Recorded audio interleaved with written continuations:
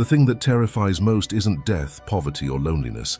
It's having to decide everything alone, without a manual, without guarantees, without anyone to blame if it goes wrong. That's why we unconsciously seek those who limit our options. Machiavelli knew this 500 years ago. The need for external control is programmed into the human psyche. Whoever understands this programming dominates both masses and individuals. Erich Fromm documented this mechanism by studying how the Weimar Republic collapsed. La Boétie reached the same conclusion 3 centuries earlier. He analyzed why subjects kept tyrants in power, even when they had the numerical strength to overthrow them. Jung went deeper. He identified that the archetype of the paternal leader exists in every psyche, regardless of education or culture. Part of the brain constantly seeks authority figures to transfer the weight of existential decisions. Mastering these mechanisms allows you to identify when you're being manipulated and when you're unconsciously manipulating. You recognize how institutions build systematic dependence. You see the neurological triggers that fire automatic submission. The difference between those who control and those who are controlled isn't intelligence or willpower. It's understanding how the brain reacts to the dilemma between freedom and security. First, you need to face the mistake everyone makes when trying to gain autonomy. Predictable behaviors generate vulnerability. Those who always react the same way can be directed by those who understand these patterns. The universal mistake is this: pretending autonomy while systematically delegating important decisions. Schopenhauer observed that most people don't want to think for themselves. They prefer adopting ready-made thoughts from respectable figures. It saves mental energy and transfers moral responsibility.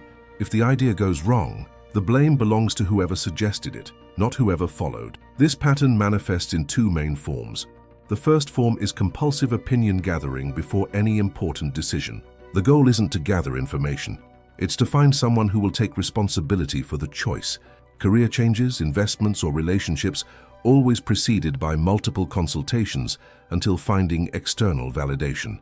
The second form is adopting ready-made interpretive systems: astrology for personality, religion for morality, therapies for family conflicts, business methodologies for professional decisions. The logic is always the same: transform personal responsibility into application of external rules. Machiavelli was direct about this. He wrote that subjects prefer princes who make difficult decisions for them, even when these decisions limit their freedom. The psychological relief of not choosing compensates for the loss of autonomy. Nietzsche called this herd mentality. Individuals give up independent thinking to gain security in the group. They follow leaders not because they rationally agree, but because following eliminates the existential anxiety of deciding alone. The consequences are devastating. The first consequence is chronic emotional dependence. When a person outsources important decisions, they lose the ability to trust their own judgment. Each future choice generates more anxiety because self-confidence doesn't develop through experience. The second consequence is systematic manipulation. Those who know how to identify this pattern can direct choices by offering the illusion of guidance. They don't need to use force. They just need to position themselves as trustworthy authority at the right moment. But there's a specific neurological mechanism that explains why this happens, even to brilliant minds. Your automatic reactions can be directed by those who master the triggers that fire submission. The brain is programmed to seek power structures. It's not cultural conditioning, it's evolutionary mental architecture. Jung reached this discovery by analyzing dreams and fantasies of patients from different continents. All manifested the same leadership symbols in the unconscious: the wise king, the protective father, the spiritual guide, the military commander. These archetypes appeared regardless of family upbringing or formal education. This means ancestral neurological circuits are constantly searching for authority figures to activate. When it finds someone who embodies these patterns, the brain automatically fires deference behaviors. Durkheim tested this theory by studying tribal societies in the late 19th century. He discovered that even egalitarian groups maintained ritual authority figures: shamans, elders, respected warriors. Attempts to completely eliminate hierarchy generated collective anxiety and decision paralysis. Why does this programming persist? The tribal brain evolved in small groups with clear leadership. Emergencies required instant decisions without debate. Questioning authority in critical moments put the entire tribe at risk. This neurological response remains active even in complex modern societies. When facing uncertainty, stress, or difficult decisions, The primitive brain automatically seeks authority figures to follow. It's not conscious choice. It's neurological reaction inherited from millions of years of tribal evolution. Effective leaders know how to activate these circuits intentionally. Dominant body language, assertive tone of voice, elevated physical positioning, rituals that reinforce status differences, symbols that trigger unconscious recognition of authority. Machiavelli observed that successful princes never depend only on logical arguments. They always incorporate elements that activate automatic psychological submission. Pomp, ceremony, strategic distancing. The goal is to make subjects feel the presence of authority before they even process the words. But there's a second mechanism, even more powerful, that works even on sophisticated intellectuals. Clear boundaries generate instant respect. Those who impose defined consequences for unacceptable behaviors are automatically recognized as authority. The second mechanism goes deeper than the first. Taking complete control of one's own life terrifies most minds. La Boétie discovered this, investigating why subjects kept tyrants in power, even when they had numerical strength to overthrow them. It wasn't fear of physical violence. It was terror of the responsibility that would come after the overthrow. Eliminating authority means assuming consequences of all future decisions. The prospect of complete autonomy paralyzes because it means accepting that every mistake, every failure, every negative consequence will be entirely your responsibility. No expert to blame, system to question, authority to hold accountable. Fromm documented this terror studying Germans during the Weimar Republic. Most were psychologically exhausted by the responsibility of rebuilding society after World War I. Democracy demanded constant decisions about economy, politics, social values. Fascism offered relief. Transfer all these decisions to a leader who would assume total responsibility for results. Jung observed the same pattern in his practice. Many patients preferred keeping known neuroses to facing the uncertainty of cure. Psychological symptoms functioned as comfortable prison. They limited life options, but eliminated the anxiety of free choice. Schopenhauer explained the evolutionary logic behind this. The brain constantly calculates energetic costs of each decision. Thinking independently consumes enormous mental resources. Following established authorities saves energy for other survival activities. That's why even highly qualified professionals fall into this trap. Doctors follow standardized protocols instead of diagnosing independently. Lawyers apply established jurisprudence instead of interpreting laws directly. Each professional area creates structures that allow technical competence without complete existential responsibility. Nietzsche identified this as slave morality. Individuals trade self-determination for psychological security. They prefer predictable obedience to uncertain freedom. Now that you understand the two neurological mechanisms, you can see how institutions systematically exploit these vulnerabilities. Uncomfortable truths create stronger bonds than superficial comfort. Leaders who confront illusions generate deeper trust. The institutional control protocol works through a cycle that all power organizations follow, consciously or not. Machiavelli observed that effective princes always control both punishments and rewards. They never depend only on fear or only on benefits. The combination creates complete emotional dependence. Religion demonstrates this mechanism perfectly. It transforms basic ethical questions into complex theological problems that only religious authorities can interpret. It offers standardized solutions through rituals and dogmas. It punishes questioning through social ostracism or spiritual threats. It rewards obedience with promises of salvation and community status. Durkheim documented exactly this sequence, studying primitive cults. Priests created elaborate taboos that only they could interpret. They developed standardized ceremonies to solve spiritual problems. They punished heresy with tribal exclusion. They rewarded devotion with divine protection and social recognition. Modern systems replicate the same logic with greater sophistication. Astrology transforms simple self-knowledge into symbolic system that requires specialized consultation.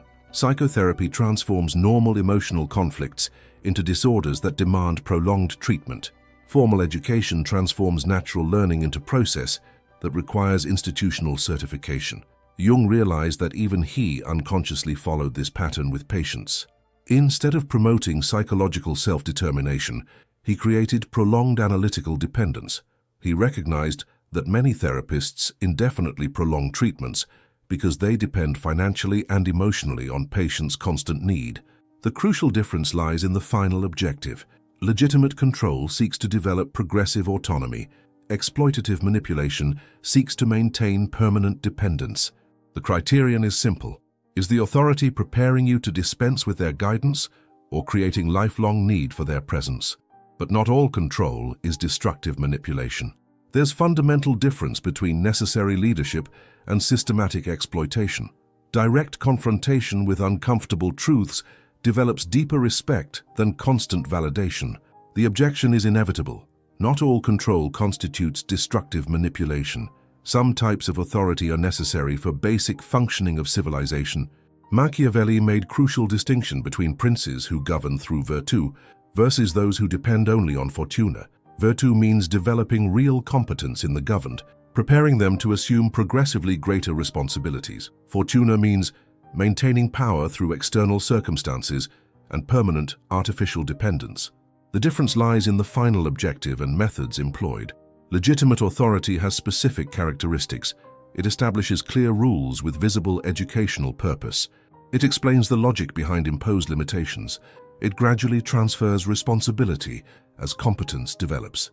It celebrates when guidance is no longer necessary. Exploitative manipulation operates differently. It creates complex rules without clear logical explanation. It punishes questioning even when respectful and well-founded. It maintains dependence through intermittent rewards. It sabotages attempts to develop autonomy. Schopenhauer suggested that wisdom consists of accepting temporary guidance without losing capacity for independent judgment. Using specialists' knowledge without outsourcing final decision-making responsibility. Jung developed similar concept through individualization. Becoming psychologically autonomous requires incorporating collective wisdom and developing unique personal perspectives simultaneously. There are extreme risks in both directions that demonstrate why this distinction matters. The excessive control generates permanent psychological infantilization. Individuals who never assume real responsibility remain emotionally immature regardless of age. They develop dependent learning where they only function with constant supervision. Freedom without structure generates decision paralysis. Complete absence of guidance can be as destructive as excessive control, especially during crises or initial development of complex competencies. The question isn't eliminating all authority, but knowing when to accept temporary guidance and when to resist permanent dependence. Now you face the choice that defines identity. Lead your own existence or outsource fundamental decisions. Mastering control mechanisms transforms you from target to conscious observer. This is the definitive line between those who influence and those who are influenced. The fundamental identity change is this: stop seeking external authorities to validate important decisions. How it currently works. You face dilemma, seek expert, accept guidance, execute without assuming total responsibility. When it goes wrong, you blame advisor. When it goes right, you credit received guidance. Personal judgment never develops through direct experience. How it starts working. You face dilemma, collect relevant information, form independent judgment, execute assuming complete responsibility for results. You learn from both successes and mistakes. You develop confidence in your own discernment through real practice. The transition moment happens when you consciously choose to assume consequences of an important decision without seeking prior external validation. It's not rebellion against all authority. It's acceptance of existential responsibility for your own life. 3 mental patterns keep this transformation active. First, always question what hidden agenda exists when someone offers free guidance. Second, seek information without outsourcing final analysis. Third, accept that mistakes are a natural part of developing independent judgment. What ceases to exist is the illusion that there's a safe path through life. Experts can inform but cannot eliminate uncertainty inherent to human existence. Authorities can guide but cannot assume responsibility for personal choices. Jung realized that individualization, becoming genuinely autonomous, is the hardest work a human being can undertake. It requires confronting both the infantile need for approval and the adult terror of total responsibility. If you've made it this far, you're not just a spectator consuming content. You're someone willing to confront uncomfortable truths about human nature. This already distinguishes you from the majority who prefer comforting illusions to brutal reality. The choice is now yours. Continue seeking those who think for you, or accept the weight and freedom of thinking for yourself. Now you've seen how this programming works in the human mind. Click the video on screen to discover the specific techniques Machiavelli used to identify when someone was trying to manipulate him, including body and verbal signals that most people completely ignore. Click the video on screen now.